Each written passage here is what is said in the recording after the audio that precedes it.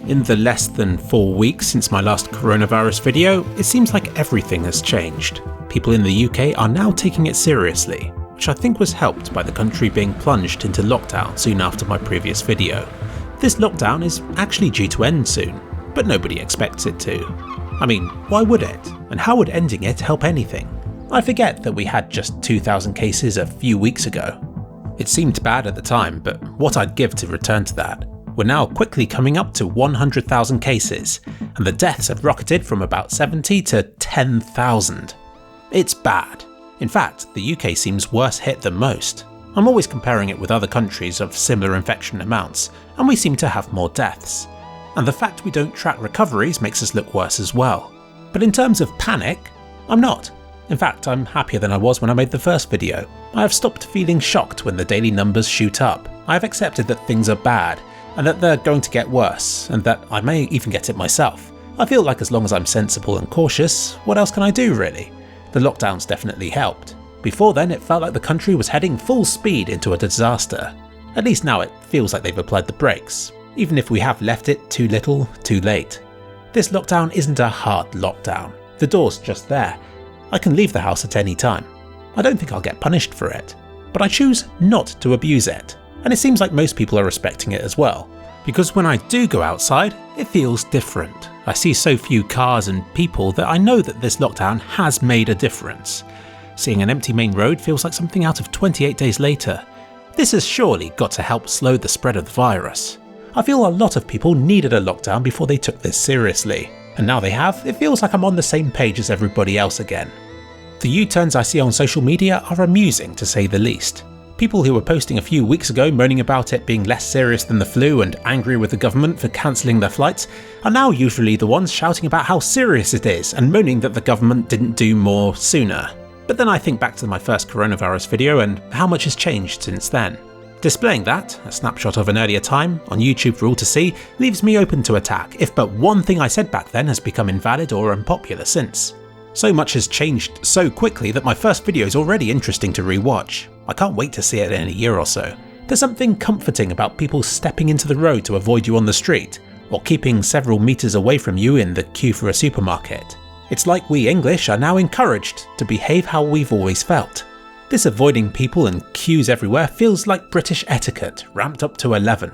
I don't look around assuming that everybody's infected. I assume everybody's scared of getting close to me in case I'm infected. And I like that. And I love stepping into the road for elderly people and actually being thanked for it. I feel we're all in it together, and as a whole, most people are very good at keeping to government guidelines. And those who aren't are sternly judged by the rest of us, even if nothing's really done about them unless the police catch them in the act. Supermarkets are now an exciting experience. There's a sense of danger, but it's so orderly and polite that it isn't scary. It's surreal to have a queue. I take these places for granted, so having to wait half an hour before I can enter them makes me appreciate how easy things were before. You all shuffle around the car park, stepping just behind the next duct-taped line across the ground. Then when you finally reach the front, somebody sprays the handle of a trolley and gives it to you. Then when one person leaves, you head inside.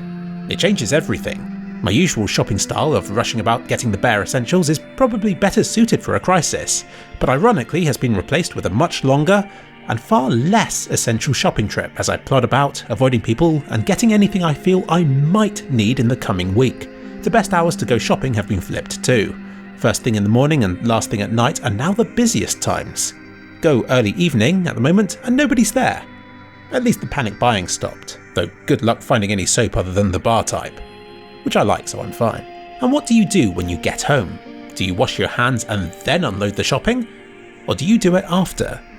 The correct answer is both, and then a few times randomly in the following hours, as you question whether you did it properly the first 10 times. I quite enjoy leaving the supplies and worn clothing in a quarantine pile for a few days, until I deem its potential viral load to have dropped to acceptable amounts. It's like my very own Chernobyl in the corner of my room. I feel less informed than I was when I did my last video. I don't watch TV, so the internet's my only real way of keeping up to date with the situation, and Reddit's let me down in that regard. The main coronavirus subreddit has been overrun by Americans. I don't find it too relevant to my situation anymore. The coronavirus UK subreddit was good for a while, but I feel crowd mentality has taken over and the focus of the posts cycles between the blame game and let's lock down for longer, and let's end this lockdown so quickly I'm getting whiplash. The UK subreddit's too negative for my own liking, but I enjoy the banter. Like how people speculated that tougher measures in the UK would mean upping the hand wash length to 3 happy birthday songs, or how proud they were of Boris for leading the UK's charge towards herd immunity, or how Contagion has become a must-watch movie. It may be the end of the world, but humour can still shine through. I now just follow the daily numbers and listen out for updated government guidelines. Nothing else is particularly relevant to me unless I want coronavirus outrage to become part of my daily drama. I don't see much point in blaming the government for being slow to react or whatever. That kind of judgment can be left until after this is over. Right now, I want them to do what's best going forward, and I feel that extending the lockdown is the right way to go, because it looks like the death count is starting to level off. Let's give the NHS a break from this and time to recover, shall we? While I don't know how it's coping right now, from how Italy did, I think I have a rough idea. I remember seeing endless shocking videos from Italy a few weeks ago. Back then, their cases were just a fraction of what ours are now, so surely ours must be far worse than that. It's just that I haven't seen it. I haven't seen videos of crowded wards full of people on ventilators, or hospital staff filming themselves crying from the pressure and begging for help. I was expecting the internet to be plastered in that kind of stuff, and yet, nothing. It's like the inside of a UK hospital is shrouded in mystery. I hear about temporary hospitals being set up, but again, nothing more than that. What I see a lot of is the positive stuff, like drawn rainbows in the windows and people clapping at 8 PM at night to thank the NHS for what they're doing. But they need more than that. They need protective gear and supplies, which I fear they might not be getting. Until then, the pictures of rainbows will have to do, I guess. So yeah, I'm not happy that I know less about this country's situation than I do about Italy's. If anything's going to make me panic, it'll be the absence of panic-worthy news in what is clearly a dire situation. Slowly, big names are beginning to get it. Prime Minister Boris Johnson was the big one for the UK. For many reasons, he's the one you want to keep tabs on. The country uses him as a figurehead, so if anyone infected was to remain in the public eye, it was to be him and the Queen. And for the first few days, he certainly did remain in the public eye with his streamed videos from home, but then it all went quiet. Then I heard he went to hospital for a week and now he's recovering, which I'm very happy to hear. But I guess I was expecting them to put a positive spin on his ordeal with it. So when I heard nothing but silence, I was left with no other choice other than to believe that his encounter with it was an utterly horrendous ordeal, even with the best of care. The government is going to reassess the lockdown later this week, but honestly, I don't think anybody's expecting for it to end anytime soon. We don't need the hope that it will be dangled in front of us to avert panic. In fact, doing so is just going to get in the way of things. My girlfriend's place of work is going to start accepting non-emergency appointments again starting Tuesday, which I'm assuming they're only doing because the lockdown was meant to end then. It's just causing more work and more confusion. Let us bite the bullet. I'm tired of sucking on it. Just tell us how bad it is. It might even incentivize people to actually follow the rules. Speaking of rules, what about the exercise we're meant to be getting? When the lockdown started, I heard that you were meant to keep your distance from others, so I headed into the depths of Dartmoor, where I didn't see a single person. But that wasn't what I should have been doing. They want people to stick close to home, which I've been doing since I realised. But I know already that my risk of getting it, and spreading it, is now far greater. I will still try to get my daily exercise, but reach the local park and I become part of a shuffling queue of people, all making a slow circle. Every time the wind blows and I catch a whiff of cigarette or vape, it reminds me of how easily things can spread, and somebody coughing immediately makes them, and anywhere downstream from them, a no-go zone. If you live in the countryside, then the government guidelines will protect you, but if you're in a city, it does the opposite. It will spread. Which sucks when we've got vast expanses of fuck all just 20 minutes down the road, which would help things immensely.